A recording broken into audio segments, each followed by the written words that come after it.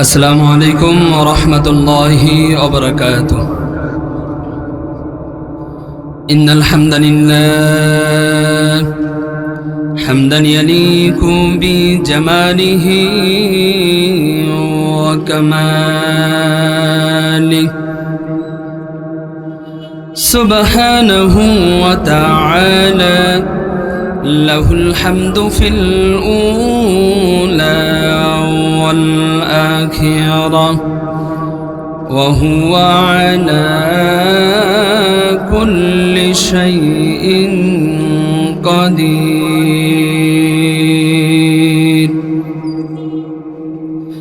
اللهم إنا نشهدك ونشهد ملائكتك وحملة عرشك وجميع خلقك أنك أنت الله،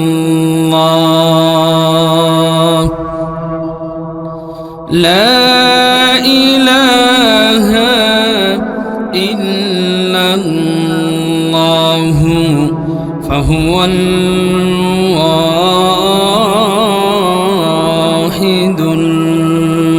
الأحد الفرد الصمد، الذي لم يلد ولم يولد ولم يكن له كفوا أحد. ونشهد أن سيدنا ومولانا محمدا عبد الله ورسوله، الذي أرسله بالحق بشيرا ونذيرا وداعيا إلى الله بإذنه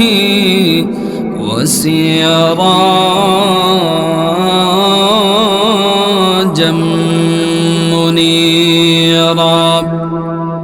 فقد قال الله تعالى في كلامه المجيد وفي فرقانه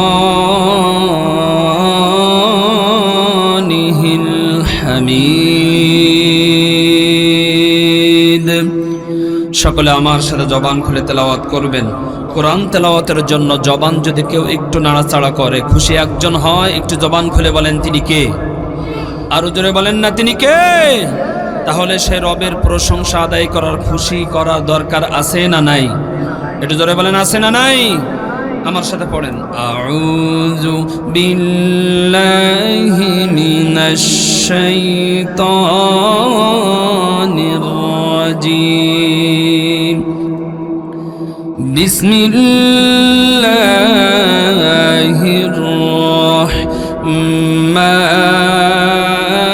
রাহমানির রাহিম।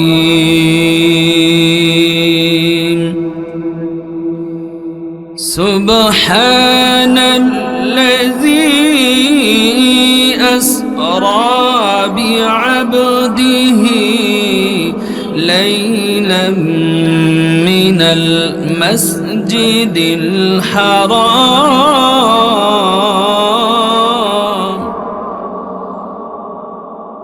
মিনাল মাসজিদিল হারাম ইলাল মাসজিদিল আকসাল্লাযী বারাকনা হাওলাহু লিনুরিয়াহু মিন আয়াতিনা ইন্নাহু হুয়াস সামিউল বাসীর।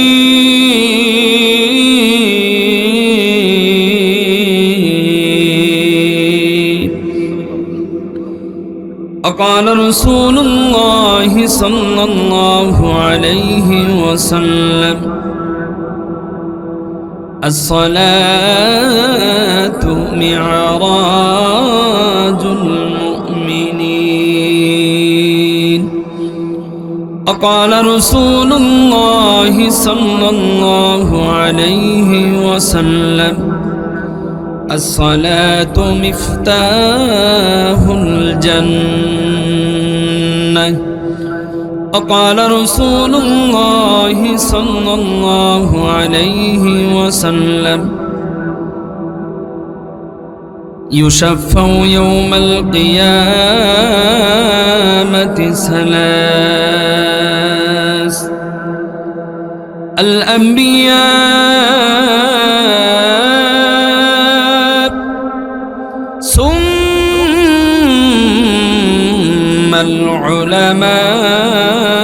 العلماء ثم الشهداء أو كما قال عليه الصلاة والسلام إن الله وملائكته يصلون على النبي يا أيها الذين آمنوا صلوا عليه وسلموا تسليما اللهم صل على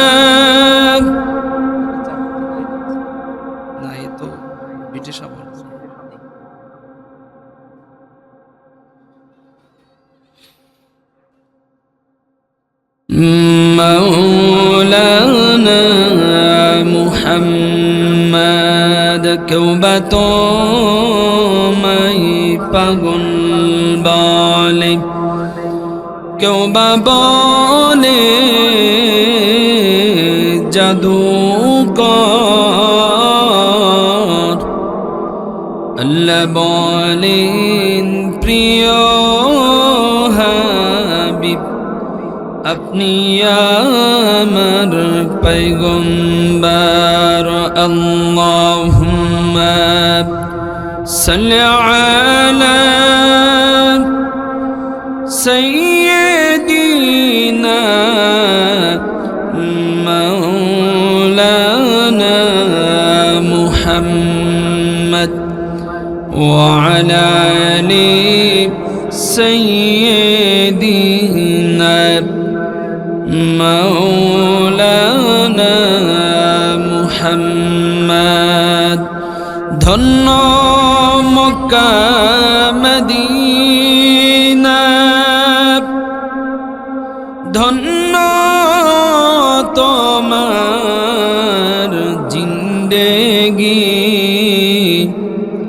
তোমার উদরে জন্ম নিলেন দো জাহানের প্রাণের নবী বালাগাল উলাবি কামালিহি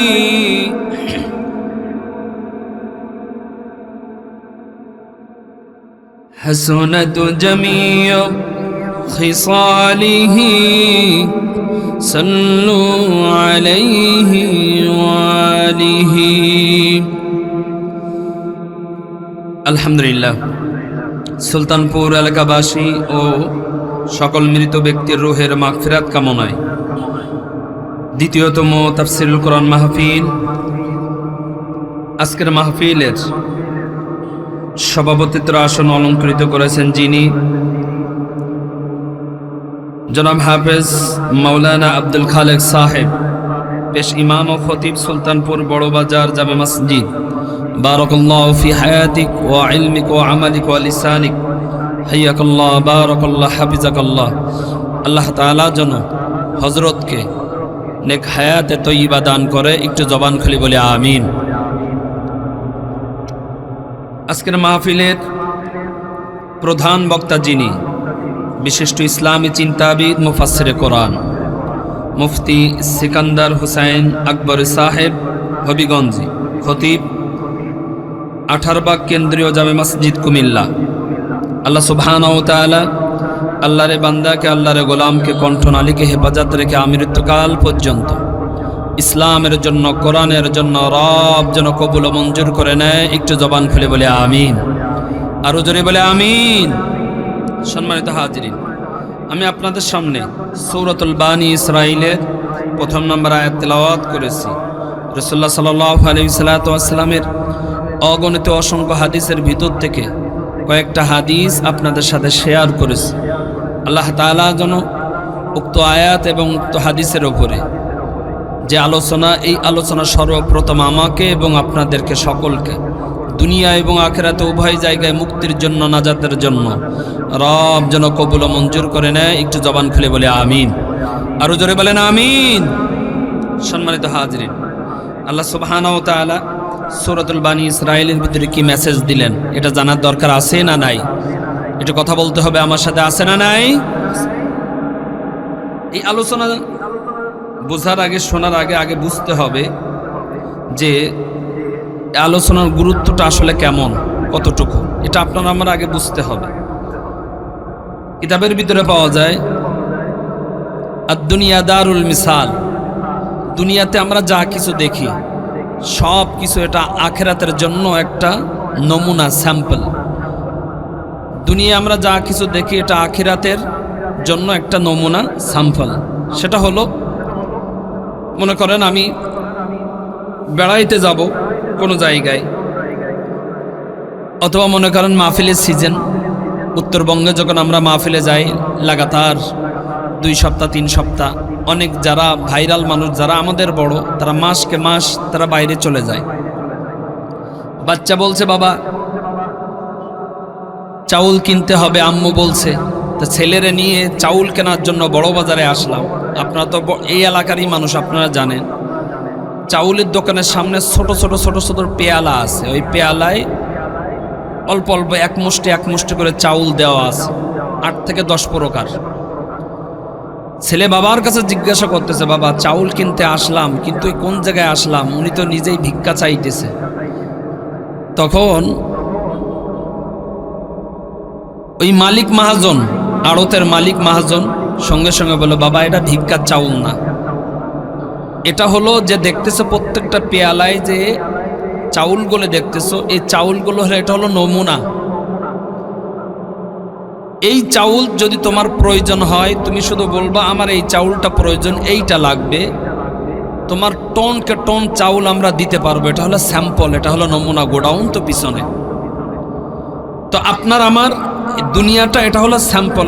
আমি যাই দেখি না কেন, যত শান্তি দেখি, যত নিয়ামত দেখি, যত খাদ্য দেখি, যা কিছু দেখি, এটা দুনিয়াতে আপনার আমার জন্য একটা নমুনা, স্যাম্পল। আর আখিরাত হলো গোডাউন। এই জন্য আল্লাহ সুবহানাহু ওয়া তাআলা তার হাবিবের উপরে যে নাজিল করেছেন এই কোরআন, কোরআনের ভিতরে আল্লাহ সুবহানাহু ওয়া তাআলা এ টু জেড সব কিছু তার বান্দা, তার উম্মত কেমনে কিভাবে মুক্তি পাইবে, কেমনে কিভাবে নাজাত পাবে, কেমনে কিভাবে পরিত্রাণ পাবে, কবরের সওয়াল জব সহজ হয়ে যাবে, কেমনে কিভাবে পুলসিরাতের রাস্তা বিজলির মতন পার হতে পারবে, কেমনে কিভাবে কিয়ামতের ময়দানে আরশ মহল্লার নিচে ছায়া পাবে, কেমনে কিভাবে আল্লাহ তাআলা বিনা হিসাবে জান্নাতে দিয়ে দিবেন, আমলনামা ডান হাতে দিবেন, সব কিছু কোরআনের ভিতরে এবং তার হাবিবের বাণীর ভিতরে, হাদিসের ভিতরে আল্লাহ তাআলা সব কিছু তার বান্দা, তার বান্দির মুক্তির জন্য, নাজাতের জন্য আল্লাহ তাআলা সব ব্যবস্থা করে দিয়েছেন। একটু জবান খুলে বলেন না সুবহানাল্লাহ। সুতরাং আমাদের মুক্তি পাওয়ার দরকার আছে না নাই? একটু কথা বলতে হবে, আছে না নাই? সম্মানিত হাজিরিন, আল্লাহ সুবহানাহু ওয়া তাআলা তার হাবিবকে ডাক দিয়ে বলতেছেন, ও আমার হাবিব, আপনি তো আমারই এই দাওয়াত, এই কোরআন সবকিছু আপনি প্রসার করতেছেন, বিভিন্ন জায়গায় যাইতেছেন। হাবিব, তায়েফে কি আপনি গেছেন? একটু বুঝে থাকলে বলেন, আল্লাহ তাআলা জানে কি জানে না? আমার সাথে কথা বলতে হবে, জানে কি জানে না? জানে। তারপরেও আল্লাহ তাআলা জিজ্ঞাসা করতেছেন তার হাবিবকে, হাবিব আপনি কি তায়েফে দাওয়াত নিয়ে গিয়েছেন? নবীজি বললেন, ওগো রব, তায়েফে এখনো দাওয়াত নিয়ে যাই নাই, 2-1 ভিতরেই যাব। আল্লাহ রাব্বুল আলামিন বললেন, আমার হাবিব 2-1 ভিতরে নয়, আপনি কালকে আপনি তায়েফবাসীকে দাওয়াত দেওয়ার জন্য লা ইলাহা ইল্লাল্লাহ তুফলিহুন, লা ইলাহা ইল্লাল্লাহ মুহাম্মাদুর রাসূলুল্লাহ, এই দাওয়াত আপনি তায়েফবাসীদেরকে দিয়ে দেন এবং কালকেই যাবেন। নবীজি বললেন, ওগো রব, আমি তো যাইব, কোনো অসুবিধা নাই, আমি একা যাব না কি আমার সাথে আরো কাউকে নেব? আল্লাহ রাব্বুল আলামিন তার হাবিবকে বললেন, ও আমার হাবিব, প্রতিটা নবীর সুন্নাত হলো সফর সঙ্গী সাথে নেওয়া, একা একা যাবেন না। আপনার যার পছন্দ হয়, যার ভালো লাগে, তাকে নিয়ে আপনি তায়েফে যাবেন দাওয়াত দেওয়ার জন্য, কোরআনের দাওয়াত দেওয়ার জন্য। আমি রব, আমার রববিয়াতের দাওয়াত দেওয়ার জন্য, আমার মেসেজটা তাদের কাছে পৌঁছায় দেওয়ার জন্য আপনি যাবেন। নবীজি সাল্লাল্লাহু আলাইহি সাল্লাম তায়েফে দাওয়াত দেওয়ার জন্য কাকে নেবেন? আবু বকর, ওমর, ওসমান, আলী, বড় বড় সাহাবী কাউকে নেন নাই। নবীজি একজন সাহাবীকে নিলেন, নাম হলো জায়েদ। কথা বলেন কি নাম? একটু কথা বলেন কি নাম?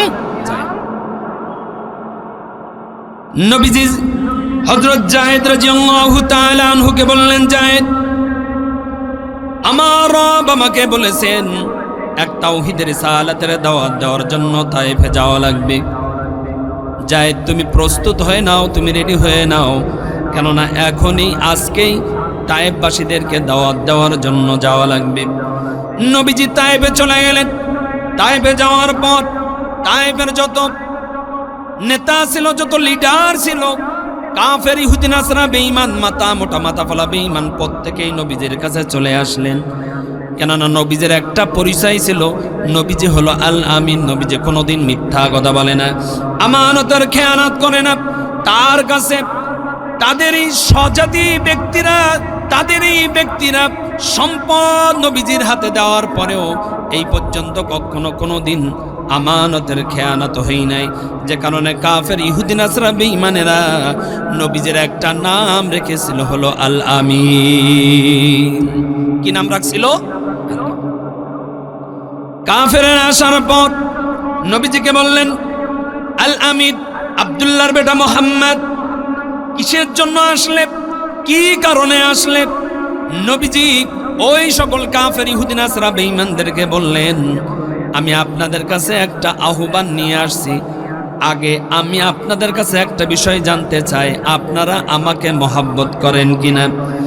যখন এই কথা বলল, তায়েফের সকল কাফেরেরা, সকল নেতারা, সকল লিডাররা এক বাক্যে বলল, মুহাম্মদ, তোমাকে মহাব্বত করা তো দূরের কথা, মহাব্বতের ওপরে যা আছে ওইটাই আমরা করি। শুধু তাই নয়, এমনকি আমাদের সম্পদগুলোও তোমার কাছে রেখে দেই, কেননা তুমি এমন একজন মানুষ, আসমানের নিচে জমিনের উপরে মুহাম্মদ তোমার মতন এত কোনো ভালো মানুষ হতে পারে না। জোরে বলেন না সুবহানাল্লাহ। কাফেরেরাই নবীজিকে বলছেন যে আসমানের নিচে জমিনের উপরে তোমার মতো ভালো মানুষ আর একজনও হতে পারে। সম্মানিত হাজিরিন, নবীজি বললেন, আমি যদি আপনাদেরকে বলি, এই যে পাহাড় দেখতেছেন, পাহাড়ের পিছনে শত্রুরা দাঁড়িয়ে আছে, আপনাদের উপরে অ্যাটাক করবে, আপনাদেরকে আক্রমণ করবে, এটাকে আপনারা বিশ্বাস করবেন কিনা? এই কথা যখনই বলল, সকল কাফের, ইহুদি, নাসরা, বেঈমানরা বলল, মুহাম্মদ তুমি বলতেছো, কেননা তোমার জবানের ভিতরে কোনো মিথ্যা কথা নাই, 2 নম্বরই কোনো কথা নাই। সুতরাং তুমি যদি বলো এই পাহাড়ের পিছনে আমাদের শত্রুরা অপেক্ষা করতেছে, আমাদের উপরে আক্রমণ করবে, আমরা এক বাক্যে বিশ্বাস করে নিব, এখানে অবিশ্বাসের কোনো অপশন নাই। এবার নবীজি বললেন, তাহলে আমি আপনাদের কাছে জানতে চাই, আমি যেটা বলবো এটা কি সত্য নাকি মিথ্যা? আপনাদের বিশ্বাস হবে কিনা? নবীজি যখন এই কথা বললেন, সকল কাফের, ইহুদি, নাসরা, বেঈমানরা এক বাক্যে বলল, মুহাম্মদ কোনো ভনিতা করার কোনো দরকার নাই, তুমি শুনে নাও, তুমি শুনে নাও, তুমি এখন এই মুহূর্তে যা কিছু বলবা আমরা এক বাক্যে স্বীকার করে নিব, মুহাম্মদ কোনোদিন মিথ্যা কথা বলতে পারে না। যখন এই কথা বলল, নবীজি এবার সুযোগ পেয়ে গেলেন, কাফেরদেরকে বলল, ও আমার ভাইয়েরা তোমরা শুনে নাও, আল্লাহর গোলামেরা বান্দারা তোমরা শুনে নাও, আমি মুহাম্মদুর রাসূলুল্লাহ সাল্লাল্লাহু আলাইহি ওয়াসাল্লাম, আল্লাহ রাব্বুল আলামিন আমাকে নবুয়তি দান করেছেন। শুধু তাই নয়, আমাকে শ্রেষ্ঠ বান্দা হিসেবে মনোনীত করে নবী এবং রাসূল বানিয়ে আমাকে পাঠিয়েছেন, আমার উপরে কোরআন নাজিল করেন। আল্লাহ রাব্বুল আলামিন আমাকে নবুয়তি দান করেছেন আর আমাকে আপনাদের কাছে পাঠিয়েছেন। লা ইলাহা ইল্লাল্লাহ, আল্লাহ ছাড়া কোনো বিধানদাতা নাই, আল্লাহ ছাড়া কোনো আইনদাতা নাই। আমি মুহাম্মদুর রাসূলুল্লাহ, আমি সত্য নবী, আমার পরে কোনো নবী আসবে না। এই দাওয়াত নিয়ে তোমাদের কাছে আসলাম। তোমরা পড়ো লা ইলাহা ইল্লাল্লাহ তুফলিহুন, তোমরা কালিমা পড়বা আর সফল কাম হয়ে যাবা। নবীজি যখন এই কথা বলল, সঙ্গে সঙ্গে তায়েফের সকল মাথা মোটা মাথা ফলা বেঈমানগুলা এক বাক্যে বলল, ওগো মুহাম্মদ, এই ছিল তোমার মনের ভিতরে শয়তানি। একটু জোরে বলেন না নাউজুবিল্লাহ। আস্তে বললেন কেন? জোরে বলেন না নাউজুবিল্লাহ। আচ্ছা, আমার নবীজির মনের ভিতরে কোনো দুই নাম্বারই ছিল? এটা কথা বলতে হবে, ছিল। কাফের ইহুদি নাসারা বেঈমানেরা বলল, মুহাম্মদ, আমরা এটা স্বীকার করি এবং এইটাই মানি যে তুমি কোনোদিন মিথ্যা কথা বলো না, মিথ্যা কথা বলতেও পারো না এবং কাউকে কষ্টও দাও না। তোমাকে আমরা আল আমিন উপাধি লকব দিয়েছে, খেতাব দিয়েছি। কিন্তু মুহাম্মদ, তুমি এখন কোন ধর্মের কথা বলতেছো, কোন কথা বলতেছো? আমরা 360টা মূর্তির পূজা করি, আমরা ইবাদত বন্দেগী করি। এইটা করার পরেও বছরে 2 থেকে 3 মাস আমরা না খেয়ে থাকি, দুর্ভিক্ষের ভিতরে পড়ে থাকি। আর এখন তুমি এক তাওহীদ রিসালাতের দাওয়াত নিয়ে আসছো, এক রবের রুবুবিয়তের কথা বলতেছো। মুহাম্মদ, তুমি শুনে নাও, 360 দেবতা আমাদেরকে পুরা বছর খাওয়াইতে পারে না, আর তুমি একটা খোদার ইবাদত বন্দি করার কথা বলতেছো, গোলামি করার কথা বলতেছো। তাহলে তো পুরা বছর আমাদেরকে না খেয়ে থাকা লাগবে। নবীজি বললেন, শুনে নাও। নবীজি বললেন, তোমরা শুনে নাও, আমার রব এমন একজন রব, এক মুহূর্তে একই টাইমে আসমান জমিনের ভিতরে যত মাখলুক আছে, আকাশের উপরে যত মাখলুক আছে, জমিনে নিচে যত মাখলুক আছে, পানির ভিতরে যত মাখলুক আছে, তোমরা শুনে নাও, আমার রব এমন একজন রব, একই টাইমে একই সময় সকল মাখলুককেই তিনি রিজিক দিতে পারে। এটা জোরে বলেন না সুবহানাল্লাহ। আচ্ছা, আমাদের রব সকল মাখলুককে একই টাইমে একই সময় রিজিক দিতে পারে, এটা আমাদেরকে বিশ্বাস হয়? এটা কথা বলতে হবে, বিশ্বাস হয়? যখন এই কথা বলল, কাফের ইহুদি নাসারা বেঈমানেরা বলল, মুহাম্মদ, এত সময় পর্যন্ত তোমার কথা শুনেছি, আর কোনো তোমার কথা শোনা যাবে না। মুহাম্মদ, তুমি এখনই চলে যাও, নতুবা কিন্তু তোমার উপরে কিন্তু ঝামেলা শুরু হয়ে যাবে। নবীজি দাওয়াত দেওয়া শুরু করলেন। নবীজি বললেন, লা ইলাহা ইল্লাল্লাহ মুহাম্মাদুর রাসূলুল্লাহ, লা ইলাহা ইল্লাল্লাহ তুফলিহুন, তোমরা সফল হয়ে যাবা। কাফের ইহুদি নাসারা বেঈমানরা লক্ষ্য করে দেখে মুহাম্মদ তাদের কোনো কথা শোনে না। তারা একদল যুবকদেরকে ডাক দিয়ে বলল, তোমরা শুনে নাও, মুহাম্মদ নামক এই পাগলকে তোমরা যদি পাথর দিয়ে আঘাত করতে পারো, আজকে আমি তোমাদের জন্য, আমরা তোমাদের জন্য একটা পুরস্কারের ঘোষণা দিয়ে দিলাম, যে যত পাথর মুহাম্মাদের গায়ে মারতে পারবে আমরা তাকে তত পুরস্কারের ঘোষণা করে দিলাম। এই কথা বলতে দেরি নবীজির উপরে একের পর এক পাথর দ্বারা আঘাত করতে করতে নবীজি অচেতন হয়ে যায়। নবীজি তায়েফের ময়দানে অচেতন অবস্থায় নবীজি পড়ে থাকলেন।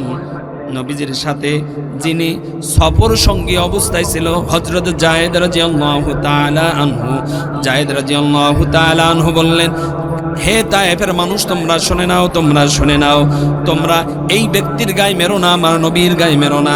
পারলে তোমরা আমাকে মারো, পারলে তোমরা আমাকে ধ্বংস করে ফেলো, কিন্তু আমার নবীকে তোমরা আঘাত করবে না, আমার নবীকে তোমরা মারবে না, কষ্ট দিবে না।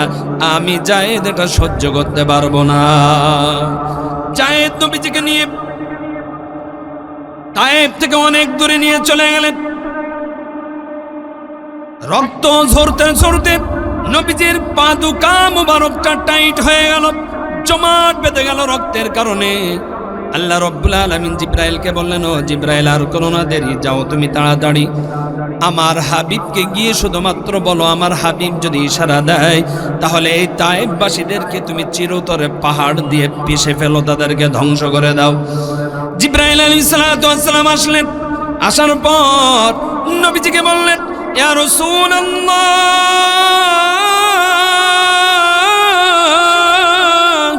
ইয়া হাবিবাল্লাহ, আল্লাহ রাব্বুল আলামিন আমাকে পাঠিয়েছেন, আপনার কাছে শুনতে বলেছেন। আপনি শুধুমাত্র একটু ইশারা করেন, আপনার ইশারা করতে দেরি আমি জিব্রাইল তায়েফবাসীদেরকে পাহাড়ের ভিতরে পেশে মারতে আমি দেরি করব না। যখন এই কথা বলল, নবীজি বলল, ও জিব্রাইল, আমার রব কি দেখে না? এটা বলেন না আল্লাহু আকবার। কেউ যেটা দেখে না, একজন দেখে, একটু জবান খুলে বলেন তিনি কে? জিব্রাইল আলাইহিস সালাতু ওয়াস সালাম। এই কথা বলার পর নবীজি বললেন, ও জিব্রাইল, তুমি কেন আমার কাছে আসছো? কেন তুমি আমাকে এই কথা বলতেছো জিব্রাইল? আমি তোমার কাছে শুনতে চাই আমার রব কি দেখে কি দেখে না। একটু জবান খুলে বলেন, দেখে কি দেখে না? জিব্রাইল আলাইহিস সালাতু ওয়াস সালাম বললেন, ওগো নবীজি, ইয়া রাসূলুল্লাহ, ইয়া হাবিবাল্লাহ, অবশ্যই আল্লাহ তাআলা দেখছে, আল্লাহ তাআলা তো সব কিছু দেখে। নবীজি বললেন, জিব্রাইল, এখনই যদি আমি এই সকল বান্দাদেরকে, এই সকল বান্দীদেরকে আমি যদি বদ্ধ করি আর তোমার দুই পাথরের দ্বারা পাহাড়ের মধ্যখানে তাদেরকে পিষ্ট করে যদি মেরে ফেলো, ও জিব্রাইল, আমি তো দুনিয়াতে এই জন্য আসি নাই মারামারি কাটাকাটি খুন গুমরা হাজানি করার জন্য আসি নাই। আমি আসছি এক তাওহীদের রিসালাতের দাওয়াত দেওয়ার জন্য। অন্ধকার জগতের ভিতরে যারা আছে তাদেরকে দাওয়াত দিয়ে হেদায়েতের মালা তাদের গলার ভিতরে পরিধান করানোর জন্য আল্লাহ তাআলা আমাকে নবুয়তি দান করেছেন। আর আমি এই দাওয়াত দেওয়ার জন্য দুনিয়াতে আসছি, কাউকে তো আমি ধ্বংস করার জন্য আসি নাই। তবে হ্যাঁ, তারা আমাকে কষ্ট দিয়েছে, আমাকে প্রহার করেছে, আমাকে রক্তাক্ত করেছে জিব্রাইল, এটা ঠিক আছে, কিন্তু জিব্রাইল তুমি শুনে নাও, হয়তোবা তারা আমাকে এখন তারা চিনতে পারে নাই, এখন তারা বুঝতে পারি নাই, আমার এই যে কালিমার দাওয়াতটা তারা গ্রহণ করি নাই, কিন্তু জিব্রাইল আমি এইটুকু আশা রাখি তাদের সন্তান হবে যারা, পরের প্রজন্ম হবে তারা, সুতরাং তাদের ভিতরেও একজনও যদি কালিমা পড়ে মুসলমান হয়ে যায়, আমি নবীজি দুনিয়ায় আসা আমার জন্য সার্থক হয়ে যায়। এটা জোরে বলেন না আল্লাহু আকবার। জিব্রাইল আলাইহিস সালাতু ওয়াস সালাম ওই সময় নবীজিকে বললেন, শুধুমাত্র আপনি একবার বলেন, আপনি ইশারা করতে দেরি হবে নবীজি, তায়েফবাসীদেরকে ধ্বংস করতে দেরি হবে না। কিন্তু নবীজির আদর্শ ছিল এমন, তাকে কষ্ট দিয়েছে, তাকে তার উপরে জুলুম করেছে, নবীজি এই কষ্টটা কষ্ট মনে করি নাই, নবীজি তাদের জন্য বদ্ধ করি নাই। নবীজি বরং জিব্রাইলকে বলছে, জিব্রাইল, তারা না জানলেও, তারা না বুঝলেও আমি নবীজি আমি আশা রাখি তাদের সন্তান যারা হবে, পরের প্রজন্ম যারা আসবে, তারা একজন না একজন, একদিন না একদিন কালিমা পড়ে মুসলমান হয়ে যাবে। সম্মানিত হাজিরিন, যায়েদ রাদিয়াল্লাহু তাআলা আনহু নবীজিকে নিয়ে মক্কায় যখন চলে গেলেন, 1 মাস 2 মাস করে 3 মাস হয়ে গেল। সাতক্ষীরাবাসী আপনাদের কাছে জানতে চাই, 3 মাসে কতদিন হয়? কথা কয় না, কতদিন? 90 দিন। এই 90 দিন পর্যন্ত নবীজি কখনো কোনোদিন কোনো অবস্থায় আর হাসি নাই। কিতাবের ভিতরে পাওয়া যায়, সিরাতের কিতাবের ভিতরে পাওয়া যায়, নবীজি এই 90টা দিন কেন তিনি হাসলেন না? আপনারা মনে করতে পারেন তায়েফবাসী নবীজির উপরে জুলুম করেছে, অত্যাচার করেছে, নবীজিকে রক্তাক্ত করার কারণে হয়তোবা এই কারণে তায়েফবাসীর উপরে নবীজির মন খারাপ ছিল। না না না, নবীজির মন খারাপ হওয়ার একটাই কারণ, নবীজি সবসময় মনে করতেন তায়েফবাসীরা তার উপরে জুলুম নির্যাতন করেছে, না জানি আল্লাহ তাআলা কখন কোন অবস্থায় কোন সময় তায়েফবাসীদেরকে ধ্বংস করে দেয়।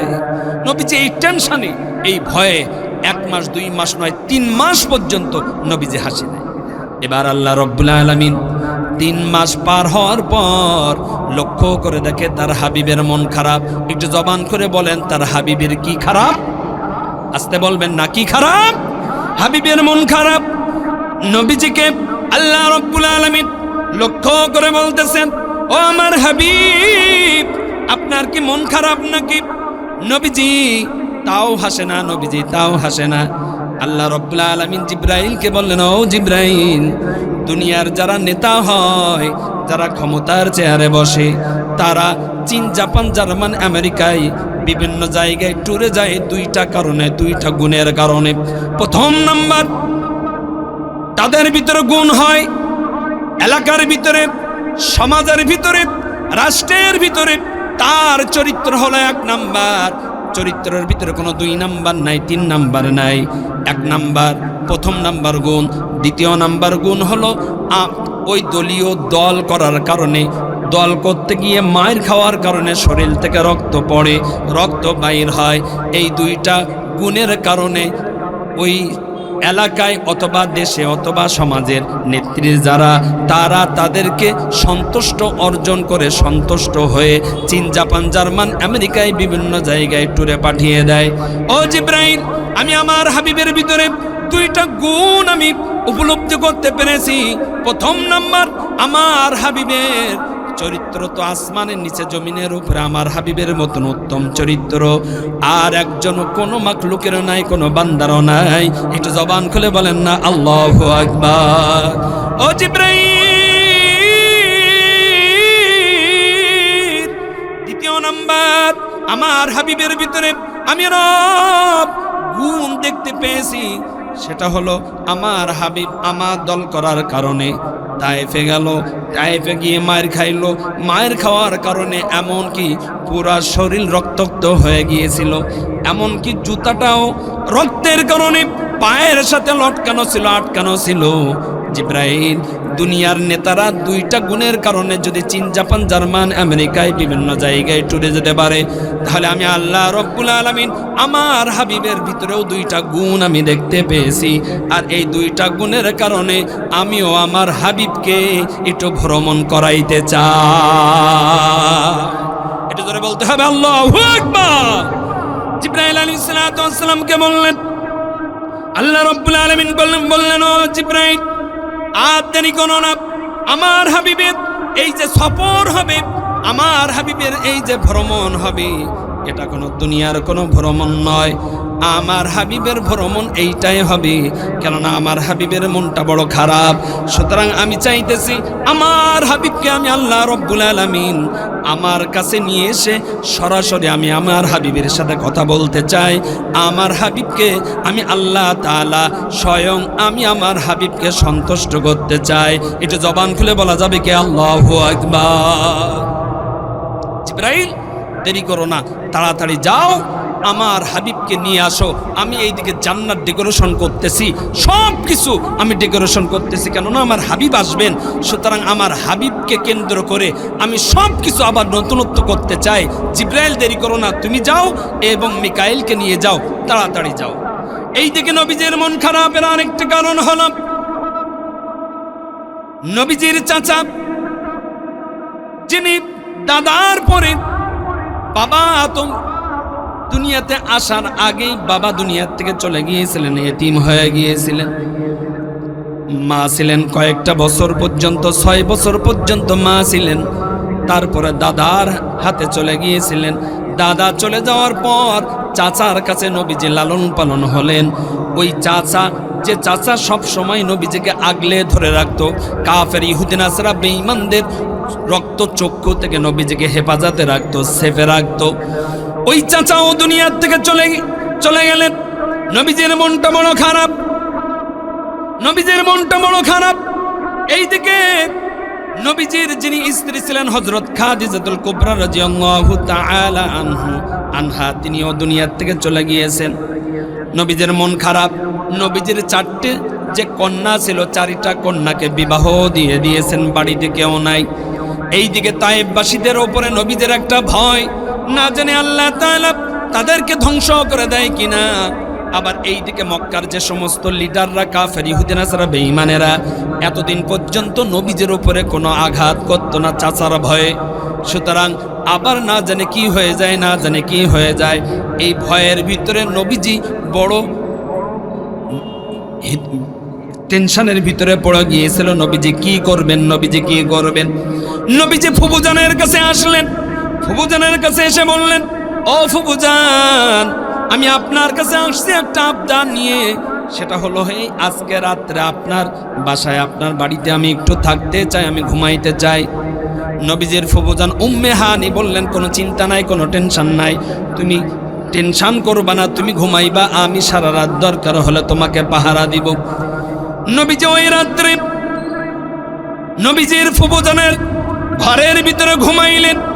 নবীজির ফুফা উম্মে হানি উনি বারান্দায়, উনি অপেক্ষামান, উনি কেমন যেন পাহারা দিচ্ছে, যেন কখনো কোনোদিন কোনো অবস্থায় কোনো সময় কাফের ইহুদি নাসারা বেঈমানের রক্ত চক্ষু যেন তার উপরে না পড়ে। এইদিকে আল্লাহ রাব্বুল আলামিন বললেন, ও জিবরাইল, আর করো না দেরি, যাও তুমি তাড়াতাড়ি, তুমি যাও এবং তোমার সাথে মিকাইলকে নিয়ে যাও। এবার আসলেন। আসার পর নবীজি তো ঘুমায় আছেন ঘরের ভিতরে। হঠাৎ করে জিবরাইল আলাইহিস সালাতু ওয়াস সালাম আসলেন, সাথে মিকাইলও আসলেন। জিবরাইল আলাইহিস সালাতু ওয়াস সালাম মাথার কাছে মাথা মেসেজ করে, মিকাইল আলাইহিস সালাতু ওয়াস সালাম পায়ের কাছে পা মেসেজ করে।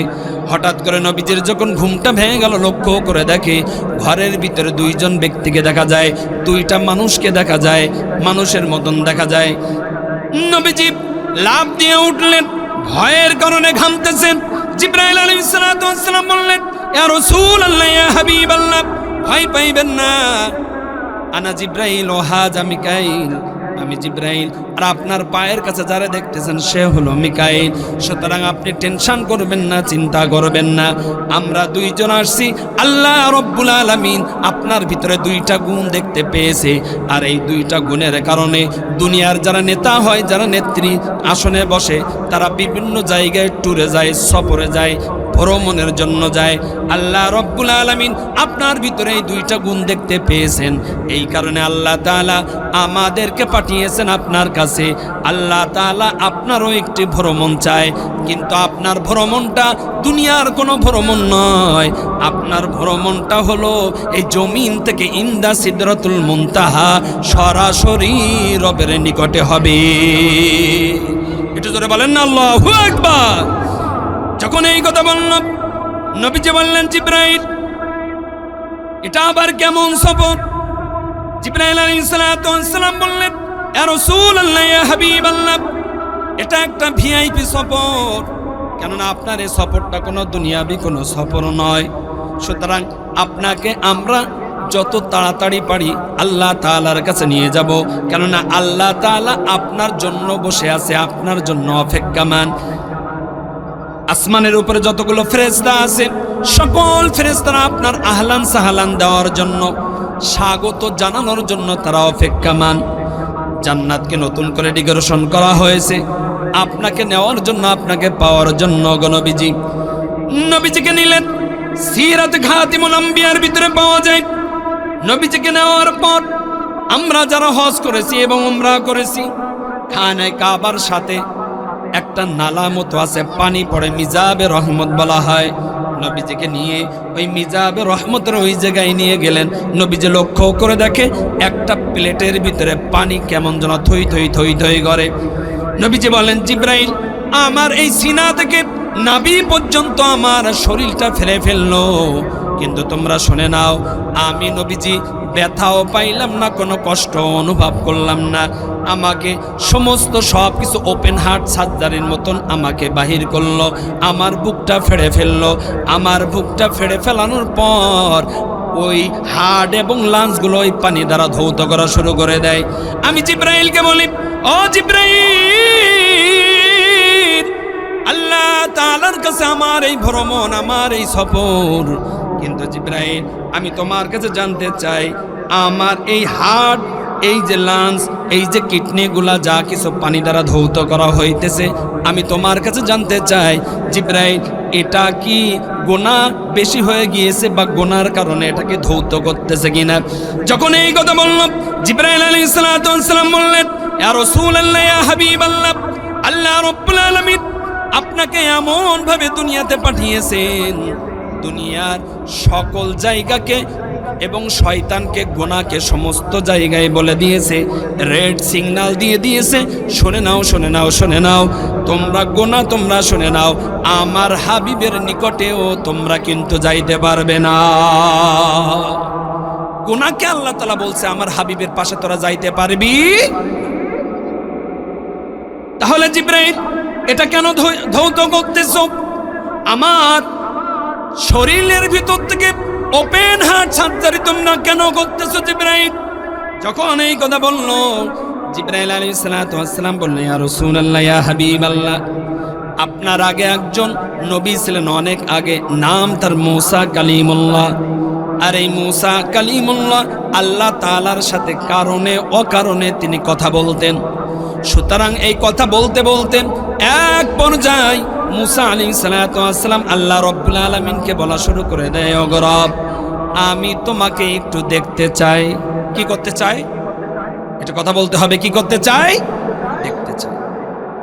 কেননা এতদিন কথাবার্তা বলেছে, ও রব, আমি তোমাকে দেখি নাই, কিন্তু কারণে অকারণে যখনই আমি তোমার সাথে কথা বলি, হ্যালো বলি, তুমি উত্তর দিয়ে বলো, মূসা তুমি বলো, দেরি হয় না। এতদিন আমি তোমার সাথে কথা বললাম, ও রব, মনের তামান্না আকাঙ্ক্ষা সাহাত হলো আমি তোমাকে একটু দেখতে চাই। এটা আমাদের দুনিয়ার নিজামও এইটা কিন্তু হয়ে থাকে। কেননা হেনাবেনা কুলসুম রেনার সাথে যদি আমরা মোবাইলে যদি কথা বলি, মিস কল চলে আসছিল, মহিলা মানুষের কণ্ঠ পাওয়ার পর এখন তো অ্যান্ড্রয়েড সেট, দেখে দেখে কথা বলা যায়। আর আগে যদি চলে যান, যে সময় অ্যান্ড্রয়েড সেট ছিল না, কিন্তু বাটন ফোন, ওই বাটন ফোনে কোনো জায়গায় যদি মিস কলে যদি কোনো মেয়েলে কণ্ঠ পাওয়া যায়, পুরুষ মানুষ মনের ভিতরে শয়তান ধোকা দেয়, তখন ওই মেয়ের সাথে দীর্ঘদিন কথা বলতে বলতে এক পর্যায়ে হেনাবেনা কুলসুম রেনা, সপুর গফফার সাত্তার আমিনুত তরিকুলের সাথে একটা মহাব্বত হয়ে যায়। কথা বলেন ঠিক নেবে ঠিক? আসতে বললেন কেন? ঠিক নেবে ঠিক? তাদের ভিতরে যখন একটা মহাব্বত এক পর্যায়ে চলে আসে, তখন দুই পক্ষের যে কোনো এক জায়গা থেকে, হয়তোবা সকিনার থেকে অথবা সবর গপ্পার থেকে একটা কথা চলে আসে, সেটা হলো এই, এতদিন তো আমাদের সাথে কথা হলো, আমরা একটু সরাসরি দেখা করতে চাই। এমন হয় কি হয় না?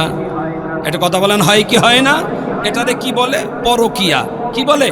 পরকিয়া। অনেক দিন কথা বলতে বলতে একটা মনের ভিতরটা ভালো লাগছে, চিন্তা করছে যার সাথে কথা বললাম তারাই তো একটু দেখার প্রয়োজন। আল্লাহ রাব্বুল আলামিন মূসা আলাইহিস সালাতু ওয়াস সালামের সাথে এবং রবের সাথে কারণে অকারণে সব সময় কথা হতো। মূসা আলাইহিস সালাতু ওয়াস সালাম হঠাৎ আবদার করে বলছে, আল্লাহ, আমি তোমার সাথে এত কথা বলে কোনোদিন তো দেখতে পাই নাই, আমি তোমার সাথে একটু দেখা করতে চাই, আমি তোমার সাথে দেখে দেখে কথা বলতে চাই। একটু জবান খুলে বলা যাবে কি? আল্লাহু আকবার। আল্লাহ রাব্বুল আলামিন বললেন, ও মূসা, তুমি আমার সাথে কথা বলো, ওই স্টেজটাই ওই পর্যন্তই রেখে দাও, ওর উপরে আর যেও না। কেননা তুমি আমার সাথে সরাসরি দেখে কথা বলতে পারবে না। কিন্তু মূসা আলাইহিস সালাতু ওয়াস সালাম বড় নাছর বান্দা, আল্লাহ রাব্বুল আলামিনকে বললেন, ও রব, আমি তোমার সাথে দেখা করবই, তোমাকে আমি দেখবই। আল্লাহ রাব্বুল আলামিন সূরাতুল আরাফের ভিতরেও এই ঘটনাটা সুন্দরভাবে তুলে ধরেছেন।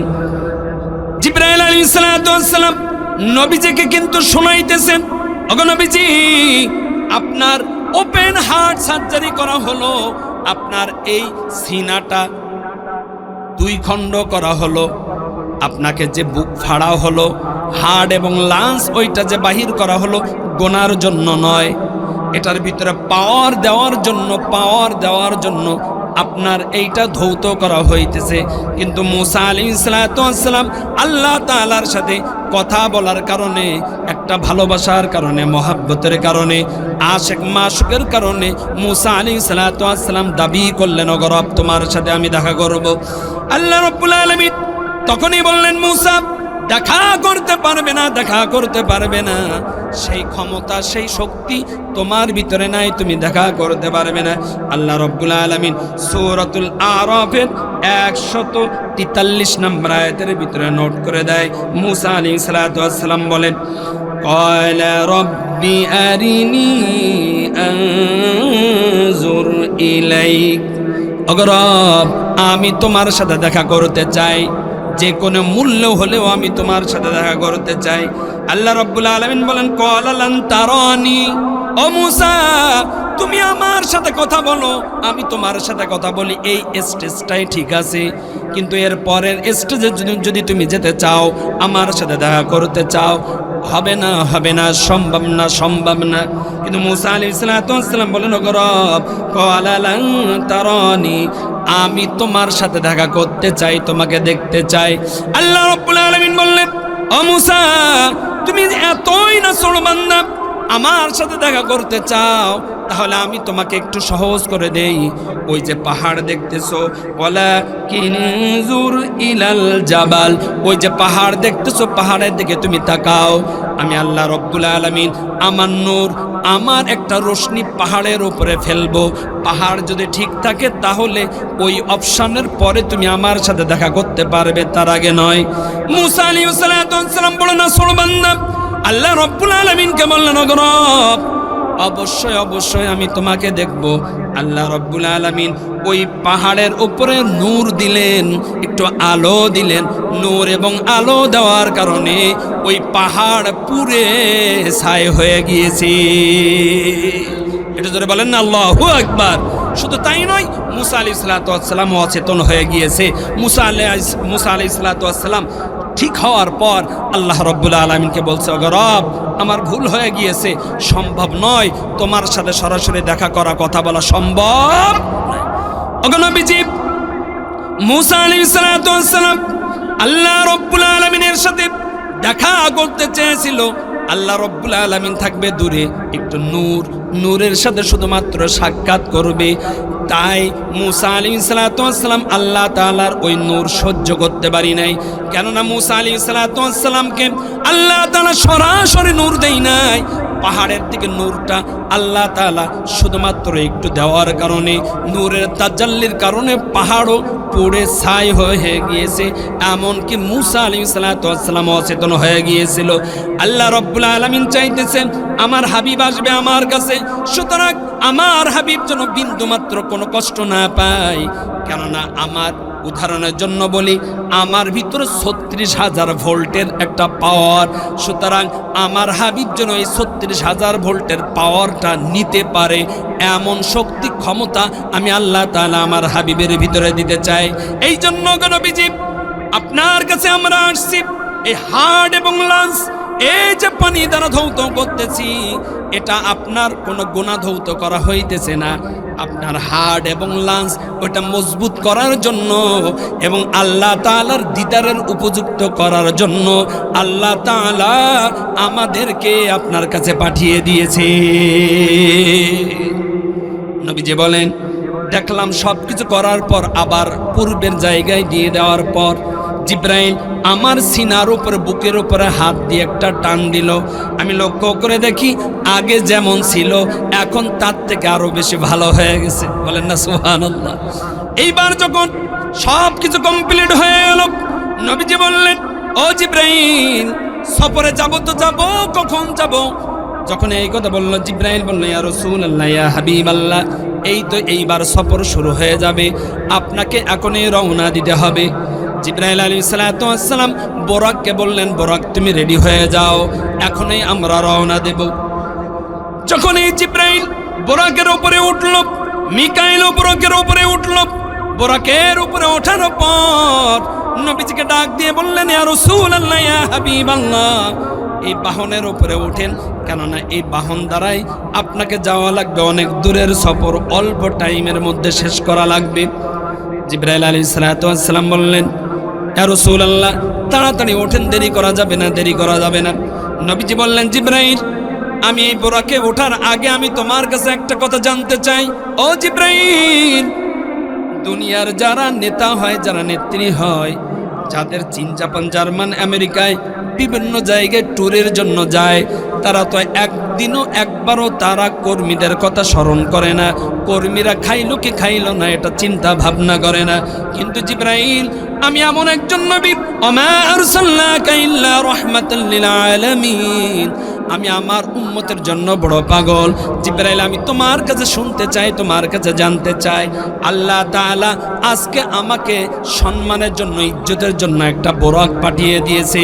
আমি এই বোরাকের উপরে ওই সময় পর্যন্ত উঠব না যত সময় পর্যন্ত আমি না জানবো আল্লাহ তাআলা আমার উম্মতের জন্য, প্রত্যেকের জন্য একটা করে বোরাক বরাদ্দ করে দিয়েছে। এর জোরে বলেন না আল্লাহু আকবার। যত সময় পর্যন্ত আমার উম্মতের জন্য বোরাক বরাদ্দ হবে না, আমি নবীজি বোরাকের উপরে উঠব না। এটা জবান খুলে বলেন না আল্লাহু আকবার। যখন এই কথা বলল, জিবরাইল আলাইহিস সালাতু ওয়াস সালাম বলল, ইয়া রাসূলুল্লাহ, ইয়া হাবিবাল্লাহ, চিন্তা করবেন না, টেনশন করবেন না। আল্লাহ তাআলার নিকট থেকে যখন আমরা আসতেছিলাম, আল্লাহ তাআলা এই মেসেজ দিয়ে যখন আমাদেরকে পাঠিয়েছেন, ওই সময় আমাদেরকে বলা হয়ে গিয়েছিল আপনার কাছে মেসেজ দেওয়ার জন্য, কিন্তু আমাদের মনে নাই। আজকে আপনি যেমন একটা বোরাক পেয়েছেন ওগো নবীজি, আপনার যে সমস্ত উম্মতেরা হবে, আল্লাহর প্রিয় বান্দা বান্দি হবে যারা, আপনার প্রিয় উম্মত হবে তারা, ওরা তো দুনিয়ার থেকে আল্লাহ তাআলার প্রিয় বান্দা বান্দি হয়ে যাবে, আপনার প্রিয় উম্মত হয়ে যাবে। আল্লাহ তাআলা আপনার প্রতিটা প্রিয় উম্মতের জন্য, আল্লাহর প্রিয় বান্দা বান্দির জন্য আপনার মতো একটা করে বোরাক আল্লাহ বরাদ্দ করে দিয়েছে। যখন এই কথা বলল, নবীজি বোরাকের উপরে পা দিলেন। জিবরাইল বলল, ও বোরাক, এবার রওনা দিয়ে দাও, এবার রওনা দিয়ে দাও, কেননা জান্নাত অপেক্ষা করতেছে। এবং জান্নাতের ভিতরে যত ফেরেশতা, আসমানের ভিতরে যত ফেরেশতা, সকলে অপেক্ষা করতেছে নবীজির জন্য। শুধু তাই নয়, আল্লাহ তাআলা তার হাবিবের জন্য বড় অপেক্ষামান। তাড়াতাড়ি রওনা দাও। বোরাক রওনা দেওয়া বাদ দিয়ে বোরাক কাঁপাকাঁপি শুরু করে দেয়। জিবরাইল বলল, ও বোরাক, কেন তুমি বেয়াদবি করতেছো? বোরাক, তুমি কি জানো না এমন একজন ব্যক্তিকে তোমার উপরে উঠাইছি, আসমানের নিচে জমিনের উপরে তার মতন এত সুন্দর মানুষ আর একজনও নাই, সচ্চরিত্র মানুষ আর একজনও নাই। ও বোরাক, যাকে সৃষ্টি না করলে আসমান জমিন আল্লাহ তাআলা সৃষ্টি করতো না, এবং আসমান জমিনের ভিতরে সব থেকে শ্রেষ্ঠতম একজন মানুষ, তাকে তোমার উপরে উঠাইলাম, কেন তুমি বেয়াদবি করো? এই কথা যখন এই বলে, বোরাক সঙ্গে সঙ্গে বলে, ও জিবরাইল, আমি জানি তুমি তার পরিচয় সম্পর্কে আমাকে বলার দরকার নাই। জিবরাইল, আল্লাহ তাআলা যখন আমাকে পাঠিয়েছে নবীজির কাছে, আমি আসার সময় জান্নাতের দরজার ভিতরে আমি লেখা দেখতে পেয়েছিলাম, ইলাহা ইল্লাল্লাহু মুহাম্মাদুর রাসূলুল্লাহ। আমি ওই সময় চিন্তা করলাম, আমি গবেষণা করলাম, ওই সময় আমি চিন্তা করলাম, হায় রে, আল্লাহ তাআলার নামের সাথে যার নাম, সে নিশ্চয়ই কোনো ভিআইপি একজন মেহমান হবে। একটু জবান খুলে বলেন না আল্লাহু আকবার। আল্লাহ তাআলার নামের সাথে যার নাম, সে তো কখনো কোনোদিন কোনো অবস্থায় ভিআইপি ছাড়া মানে অন্য কেউ হতে পারে। কিন্তু জিবরাইল, আমি আসলাম, আসতে গিয়ে জান্নাতের প্রতিটা দরজায়, প্রতিটা জানালায়, প্রতিটা গাছে, প্রতিটা পাতায়, প্রতিটা জায়গায় আমি আল্লাহ তাআলার নামের সাথে এই নামটি আমি পেয়েছি। জিবরাইল বলল, তাহলে তুমি তো সব কিছু বুঝতে পারলে, সব কিছু জানার পরেও কেন তুমি বেয়াদবি করো? এবার ওই বোরাক সঙ্গে সঙ্গে বলল, আমি নবীর কাছে একটা আবদার করতে চাই। কি করতে চাই? একটু কথা বলতে হবে। কি করতে চাই? আমি একটা আবদার করতে চাই। জিবরাইল আলাইহিস সালাতু ওয়াস সালাম বললেন, বোরাক, কি আবদার বলো, অসুবিধা নাই। বোরাক বলল, ইয়া রাসূলুল্লাহ, ইয়া হাবিবাল্লাহ, আপনি না বললেন আপনার প্রতিটা উম্মতের জন্য কিয়ামতের ময়দানে যারা জান্নাতি হবে তাদের পুরস্কার হিসেবে একটা করে বোরাক বরাদ্দ থাকবে। আমি আপনার কাছে একটা আবদার করতে চাই। আজ আমি বোরাক আপনাকে নিয়ে আল্লাহ তাআলার কাছে নিয়ে যাওয়ার জন্য আমি আসলাম। আমি আপনার কাছে এই আবদারটা করতে চাই, জান্নাতের ভিতরেও যে বোরাকটা আপনার হবে, আমি বোরাক আমাকে আপনি নিয়ে নেন। বলেন না আল্লাহু আকবার। আপনি যদি বলেন আমাকে আপনি জান্নাতের ভিতরে আমাকে নেবেন, অন্য কাউকে নেবেন না, তাহলে আমি চলা শুরু করব। যত সময় আপনি ওয়াদা দিবেন না, তত সময় পর্যন্ত আমি কাঁপাকাঁপি বন্ধ হব। জিবরাইল আলাইহিস সালাতু ওয়াস সালাম বললেন, ইয়া রাসূলুল্লাহ, ইয়া হাবিবাল্লাহ, সফরটা অনেক বড়, সফরটা অনেক বড়, আপনি ওর কথাটা মেনে নেন। জিবরাইল আলাইহিস সালাতু ওয়াস সালাম যখন এই কথা বললেন, নবীজির সঙ্গে সঙ্গে বললেন, বোরাক, তুমি শুনে নাও, আমি রাসূলুল্লাহ, আমি ওয়াদা দিলাম জান্নাতের ভিতরে যে বোরাক আমার সঙ্গী হবে সে আর কেউ নয়, তুমি হবে আমার সঙ্গী। এবার সফর শুরু হয়ে গেল। ওই সফরটাই আল্লাহ রাব্বুল আলামিন সূরাতুল বানি ইসরাঈলের শুরুতে বলে, সুবহানাল্লাযী আসরা বিআবদিহি লাইলাম মিনাল মাসজিদিল হারামি ইলাল মাসজিদিল আকসা। আল্লাহ রাব্বুল আলামিন তার হাবিবকে সফর করানো শুরু করে দিলেন। প্রথম নম্বর সফর, আল্লাহ রাব্বুল আলামিন তার হাবিবকে খানায় কাবা থেকে নিয়ে শুরু করে মসজিদুল আকসা পর্যন্ত নবীজি প্রথম এই সফরটা নবীজির হয়ে গিয়েছে।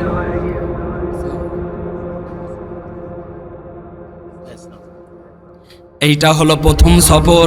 যখন নবীজিকে নিয়ে যখন রওনা হয়ে যখন চলে যাচ্ছে, যাইতে জিবরাইল আলাইহিস সালাতু ওয়াস সালাম বোরাককে বলল, বোরাক, এইটা হলো নবীদের জন্য শিক্ষা সফর, সুতরাং এখানে অনেক কিছু শেখার আছে। ও বোরাক, এই জায়গায় তুমি নেমে যাও, আর এই জায়গায় নবীজি নামবে এবং 2 রাকাত নামাজ আদায় করবে। নবীজি বললেন, জিবরাইল, এটা আবার কোন জায়গা, আমি তো চিনলাম না। জিবরাইল আলাইহিস সালাতু ওয়াস সালাম বললেন, ইয়া রাসূলুল্লাহ, ইয়া হাবিবাল্লাহ, এটা হলো বাইতুল লাহাম, এই জায়গায় আপনি নামবেন, এই জায়গায় 2 রাকাত নামাজ আদায় করবেন, এটা আল্লাহ তাআলা বলেছেন। এটা হলো আপনার শিক্ষা সফরের প্রথম নাম্বার পয়েন্ট হলো এইটা, আপনি নামেন। এটা হলো আপনার আগের যিনি নবী হযরত ঈসা আলাইহিস সালাতু ওয়াস সালাম, উনি এই জায়গায় জন্মগ্রহণ করেছিলেন। আল্লাহ তাআলা এই জায়গাটা বরকতময় জায়গা করে দিয়েছেন, সুতরাং এই জায়গায় আপনি নামবেন এবং 2 রাকাত নামাজ আদায় করবেন। বোরাক থামলো, নবীজি নামলেন। 2 রাকাত নামাজ আদায় করার পর জিবরাইল আলাইহিস সালাতু ওয়াস সালাম বললেন, ইয়া রাসূলুল্লাহ, ইয়া হাবিবাল্লাহ, আবার রওনা হন, দেরি করা যাবে না, অনেক বড় লম্বা সফর। আবার রওনা হয়ে গেল। 2য় নম্বর জায়গায় গিয়ে আবার জিবরাইল বলল, বোরাক, এই জায়গায় থামো, এই জায়গায় নবীজি নামবে, 2 রাকাত নামাজ আদায় করবে। বোরাক নামলো, 2 রাকাত নামাজ আদায় হয়ে গেল। নবীজি বললেন, জিবরাইল, প্রথম জায়গাটা তো তুমি উল্লেখ করে দিয়েছিলে, 2য় জায়গাটা এটা কোন জায়গা, একটু পরিচয়টা আমার দাও। জিবরাইল আলাইহিস সালাতু ওয়াস সালাম বললেন, ইয়া রাসূলুল্লাহ, ইয়া হাবিবাল্লাহ, আপনার না বলেছিলাম আপনার আগে একজন নবী ছিল, নাম তার মূসা কালিমুল্লাহ। আরে মূসা আলাইহিস সালাতু ওয়াস সালাম যে জায়গায় দাঁড়িয়ে আল্লাহ তাআলার সাথে বেশি কথাবার্তা বলতেন, আল্লাহ তাআলা নূরের তাজাল্লি দ্বারা যে জায়গায় যে স্থানটাকে ছাই বানিয়ে দিয়েছিল, এটা হলো সেই জায়গা। সুতরাং এটা বরকতের জায়গা। আল্লাহ তাআলা এই জায়গায় 2 রাকাত নামাজ আদায় করতে বলেছেন। 2 রাকাত নামাজ আদায় করার পর আবার রওনা হয়ে গেল। 3য় নম্বর জায়গায় যাওয়ার পর এবার জিবরাইল আলাইহিস সালাতু ওয়াস সালাম বললেন, এই জায়গায় বরক থামো, ওই জায়গায় থামলো। নবীজি 2 রাকাত নামাজ আদায় করলেন। এবার জিবরাইলকে বলল, ও জিবরাইল, এটা কোন জায়গায় একটু জানিয়ে দাও। জিবরাইল আলাইহিস সালাতু ওয়াস সালাম বললেন, ইয়া রাসূলুল্লাহ, ইয়া হাবিবাল্লাহ, এটা হলো আপনার তালুর বাড়ি। কের বাড়ি? আরে কতক্ষণ না কেন, কের বাড়ি? তালুর বাড়ি। কেননা ভাইয়ের শ্বশুর কি হয়? কথা বলেন না কেন, ভাই শ্বশুর কি হয়? তালুই হয়, তালুই বাড়ি। সুতরাং আপনার আগে একজন নবী ছিল হযরত শুআয়ব আলাইহিস সালাতু ওয়াস সালাম। সুতরাং এই জায়গায় তিনি চলাফেরা করেছেন, আল্লাহ তাআলার কাছে বড় প্রিয় জায়গা, ভালো জায়গা। সুতরাং এই জায়গায় আপনি 2 রাকাত নামাজ আদায় করেন। 2 রাকাত নামাজ আদায় করার পর আবার রওনা হয়ে গেল। রওনা হতে হতে জিবরাইল একেবারে শেষ পয়েন্টে আসার পরে বলল, বোরাক, এই যে থামতেছো, এইটাই শেষ থামা, আর কোনো থামাথামি নাই। সুতরাং এই জায়গায় তুমি থেমে যাও। কিতাবের ভিতরে পাওয়া যায়, সিরাতের ভিতরে পাওয়া যায়, ওই জায়গায় নামলো। 2 রাকাত নবীজি নামাজ আদায় করলেন। নামাজ আদায় করার পর নবীজি বললেন, ও জিবরাইল, পিছনের 3টা কারণ তুমি বললে, এটা কোন কারণ, কিসের জায়গা, কোন জায়গা জানতে চাই। নবীজি বললেন, যখন এই কথা বললেন, জিব্রাইল বললেন, ইয়া রাসূলুল্লাহ, ইয়া হাবিবাল্লাহ, আপনি একদিন না একদিন মক্কা থেকে বিতাড়িত হয়ে যাবেন। মক্কা থেকে আপনি এমন একটা জায়গায় আসবেন, ওই জায়গাটার নাম ইয়াসরিব হবে, ইয়াসরিব নামক জায়গা। আর আপনি যাওয়ার পর ওই জায়গাটা মদিনা হয়ে যাবে। সুতরাং এই জায়গায় যে আপনি নামাজ আদায় করলেন, এটা হলো ইয়াসরিব। সুতরাং এই জায়গা আপনি যখন হিজরত করে আসবেন, জায়গার নাম হবে মদিনা। আর এই জায়গা ওই যে দেখতেছেন আপনার লজিং বাড়ি, ওই জায়গায় দেখতেছেন আপনার বিশ্রামের জায়গা, ওইটা হলো আপনার জায়গা। সুতরাং আল্লাহ তাআলা এই শিক্ষা সফরের ভিতরে সব কিছু আপনাকে দেখায় দিয়েছেন। সব কিছু হওয়ার পর এবার জিব্রাইল বলল, ও বুরাক, আর দেরি করা যাবে না, তাড়াতাড়ি চলো, তাড়াতাড়ি চলো। আল্লাহ রাব্বুল আলামিন তার হাবিবের জন্য, দিদারের জন্য বড় অপেক্ষামান, তাড়াতাড়ি চলো। এবার সফর শেষ করে মসজিদুল আকসার ওখানে এসে জিব্রাইল আলাইহিস সালাতু ওয়াস সালাম বরক নিয়ে যখন ল্যান্ড করলো, ল্যান্ড করার পর নবীজি লক্ষ্য করে দেখে আদম আলাইহিস সালাতু ওয়াস সালাম থেকে নিয়ে ঈসা রূহুল্লাহ পর্যন্ত যত নবী এবং রাসূল, প্রত্যেক নবী এবং রাসূল নবীর জন্য দাঁড়িয়ে আছে, নবীকে ইস্তেকবাল করার জন্য, নবীকে স্বাগত জানানোর জন্য, নবীজিকে আনন্দ দেওয়ার জন্য, তার সাথে মুসাফা করার জন্য। কিতাবের ভিতরে পাওয়া যায় হযরত জিবরাইল আলাইহিস সালাতু ওয়াস সালাম নবীজিকে বললেন, ইয়া রাসূলুল্লাহ, ইয়া হাবিবাল্লাহ, আর দেরি করেন না, তাড়াতাড়ি নামেন, এই জায়গা আপনার জন্য গুরুত্বপূর্ণ একটা কাজ আছে। নামার পর জিবরাইল আলাইহিস সালাতু ওয়াস সালাম শাহাদাত আঙ্গুল দিয়ে একটা পাথরটা ছিদ্র করে ফেললো। ছিদ্র করে বোরাকটা যখন বেঁধে ফেললো, নবীজি বললেন, ও জিবরাইল, বোরাককে আমাদের ছেড়ে চলে যাবে নাকি? কেন তুমি এটা পাথরের সাথে বেঁধে দিলে? কেন তুমি এটা আটকায় রাখলে, লটকায় রাখলে? জানতে চাই। নবীজিকে জিবরাইল আলাইহিস সালাতু ওয়াস সালাম বললেন, ইয়া রাসূলুল্লাহ, আগেই বলছি এই সফর আপনার জন্য শিক্ষা সফর, এটা আপনার উম্মতের জন্য শিক্ষা সফর। সুতরাং উম্মতকে এই মেসেজগুলো আপনি দিবেন, বোরাক আমাদের ছেড়ে যাবে না, কিন্তু এখানে আপনার উম্মতের জন্য একটা শিক্ষা। আল্লাহ তাআলা আপনার মন খারাপ দেখার কারণে আপনাকে মন ভালো করার জন্য তার কাছে নিয়ে যাচ্ছে। আল্লাহ তাআলা একটা পুরস্কার দিবে, একটা নিয়ামত দিবে। ওই নিয়ামত, ওই পুরস্কার আপনার উম্মত যদি পালন করে, আল্লাহ তাআলা আপনার উম্মতকে বিনা হিসাবে জান্নাতে দিয়ে দিবে। এটা জোরে বলেন না, আল্লাহু আকবার। ও জিবরাইল, কিন্তু বেঁধে কেন রাখলে? এই কথা যখনই বলল, জিবরাইল আলাইহিস সালাতু ওয়াস সালাম বলল, ইয়া রাসূলুল্লাহ, ইয়া হাবিবাল্লাহ, আপনার উম্মত যারা হবে, কেউ ইবাদত বন্দেগী যখন করার জন্য মসজিদের ভিতরে যাবে, নতুন জুতাও থাকবে, নতুন বাইক থাকবে, গাড়ি থাকবে, দামি মূল্যবান জিনিস থাকবে, ওইটা যেন কেউ না ফেলায় রেখে মসজিদের ভিতরে যেন না ঢোকে। কেননা মসজিদের ভিতরে যখনই ঢুকবে, ওই জিনিস যদি সিকিউরিটি পূর্ণভাবে যদি না রাখে ইবাদতের ভিতরে, নামাজের ভিতরে, তাহলে শয়তান ওয়াসওয়াসা দিবে। আল্লাহু আকবার বলে যখন নিয়ত বাঁধবে, মোটরসাইকেল বাইকের আওয়াজ যখন হবে, মনের ভিতরে কল্পনা জল্পনা করবে, মনে হয় আমারটা গেল। আছে না নাই? একটু কথা বলতে হবে, শয়তান ধোঁকা দেয় কি দেয় না? এই জন্য ইয়া রাসূলুল্লাহ, এটা শিক্ষা সফর। আপনার উম্মত যারা মসজিদে যাবে ইবাদত বন্দেগী করার জন্য, আল্লাহর ঘরের ভিতরে ঢুকবে, তারা সিকিউরিটি লক দিয়ে যেন তারপরে ইবাদত বন্দেগী করার জন্য যায়। আমি আপনাদের কাছে জানতে চাই, আমাদের সমাজে, আমাদের এলাকায়, আমাদের দেশে মনে হয় চোর নাই। আর কথা কয় না, চোর নাই?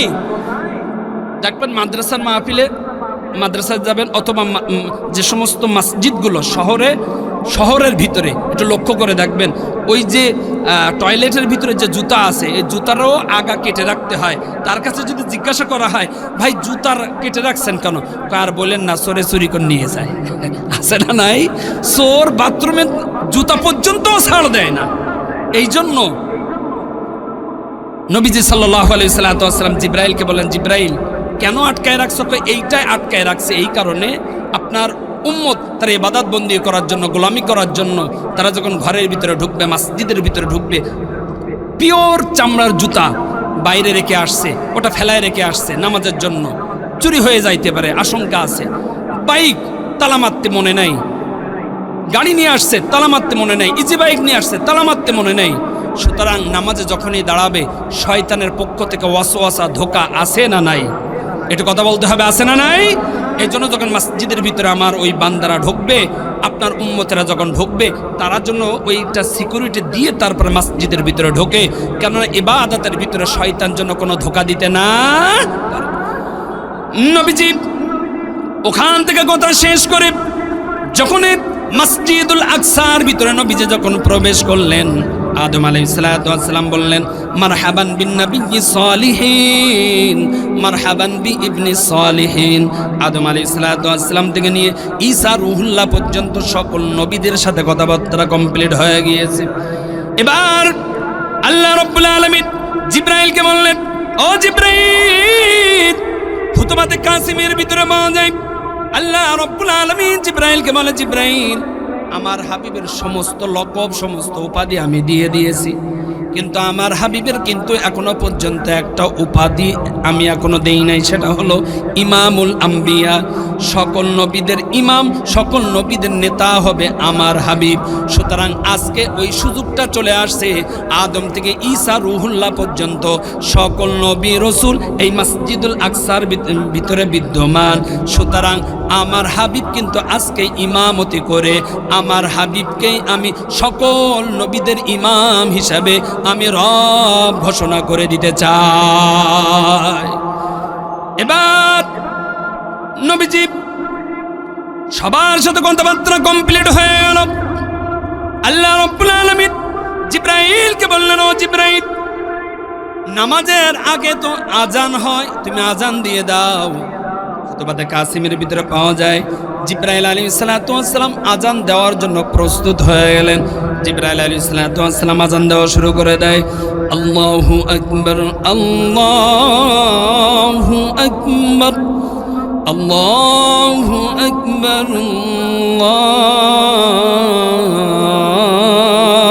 আল্লাহু আকবার, আশহাদু আন লা ইলাহা ইল্লাল্লাহ,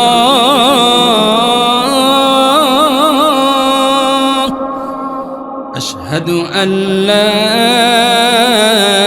ইলাহা ইল্লাল্লাহ।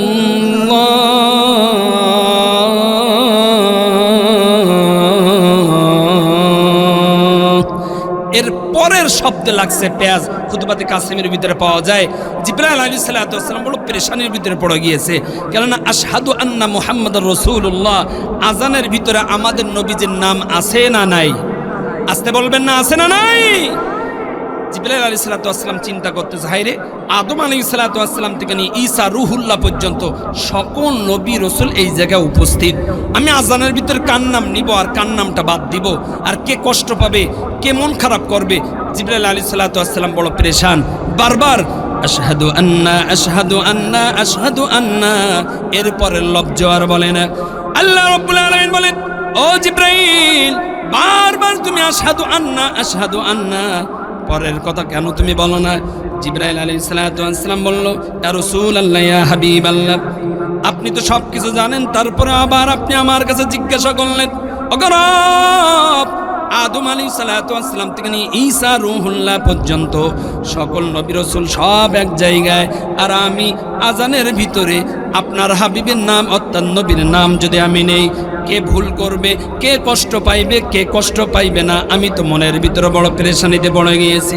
আল্লাহ রাব্বুল আলামিন বললেন, ও জিবরাইল, তুমি আজকে একটা বিষয় তুমি জেনে নাও, কে আছে কে নাই এটা আমার দেখার কোনো বিষয় নাই।